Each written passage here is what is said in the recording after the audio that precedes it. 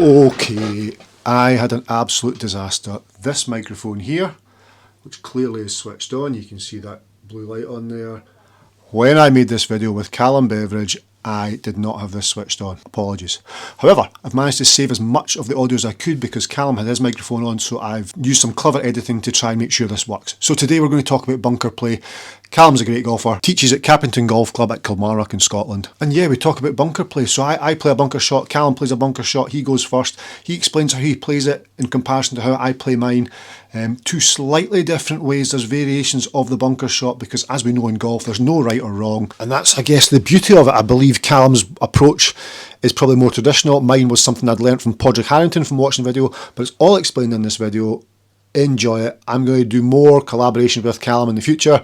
We're going to try and play Kings Barnes together, so we're going to film that. That'll be exciting. So let's get in the bunker and get out the bunker.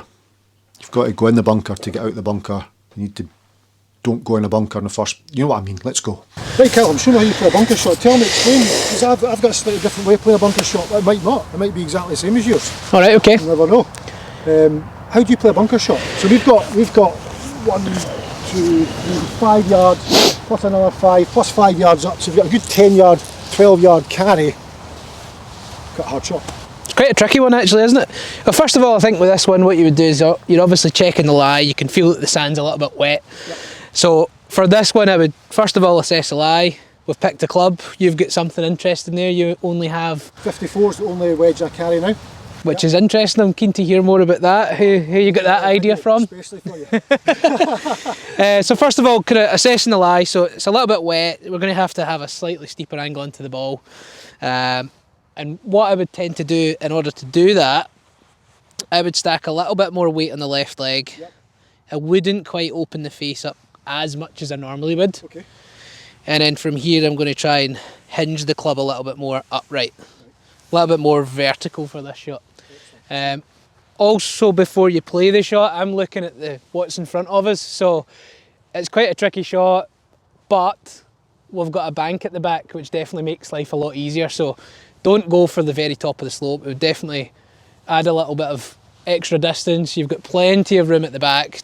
Play more of the sort of safe shot. Absolutely. So yeah. Your weight left and trying to get a bit more steep. A little bit steeper on this one, definitely. Weight transfer at all? No, I try and keep it more on the left side. I don't really try and deviate from that. Just stay left, pick it up a little bit. Perfect. A little bit steeper and then go for it. Get the lob wedge out. Weight left, keep it there, pick it up steep. And that one's came out with a decent amount of spin. How would you? Out! Brilliant, well done. Right, so 54. So, yeah, so what brought that about? 54, so I had a chat with Ian Woosnam.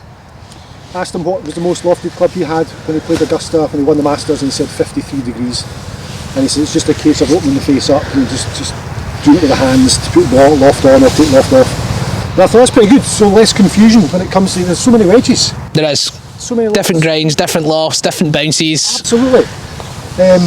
So I've just gone 54 and stuck with 54. I used to carry 50, 54 and 58, so I'm now just pitching wedge on 54.